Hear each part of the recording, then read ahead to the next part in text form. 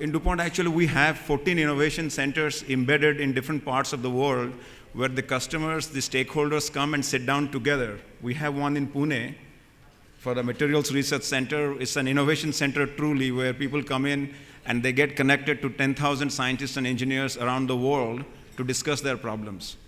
And once we capture that market need on the innovation, then it comes back to the labs and we work on it and then figure out. Sometimes you succeed, sometimes you don't.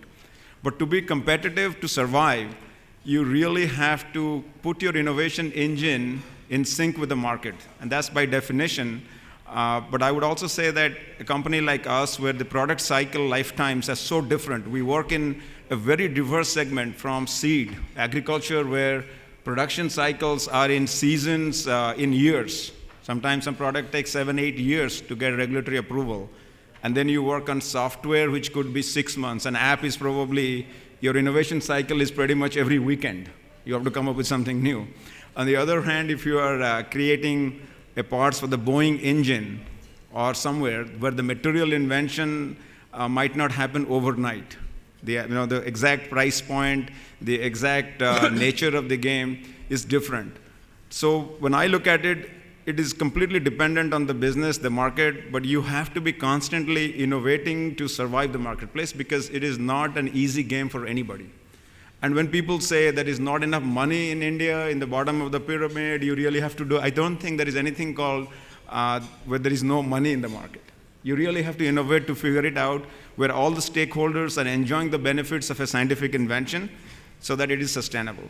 India represents a microcosm of the world.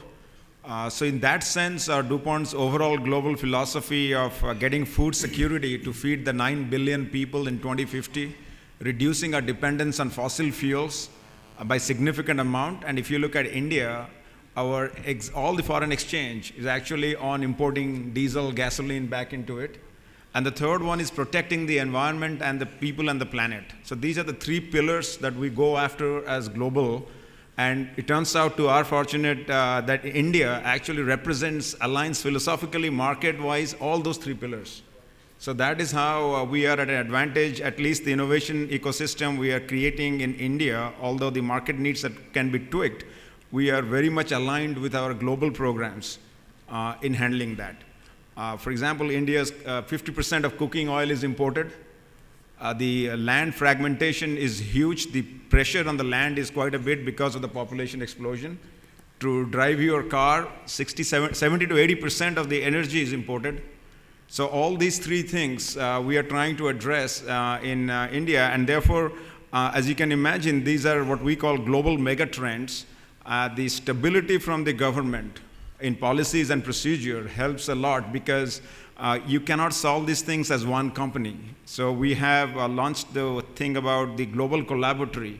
So we believe that to solve these mega trends, which is food security, reducing dependence on the fossil fuels, and protecting the planet, you need all stakeholders, including NGOs, the governments, the universities. Everybody has to chip in to generate that because the product life cycles are huge. The ecosystems that get affected are huge. And therefore, the best thing that can happen for India is stability in policy and direction. And then, of course, the market will drive the solutions. And I think we're right on that track. But every change in course puts us back significantly as a scientific community if we don't stick to a regimented, clear vision and stability.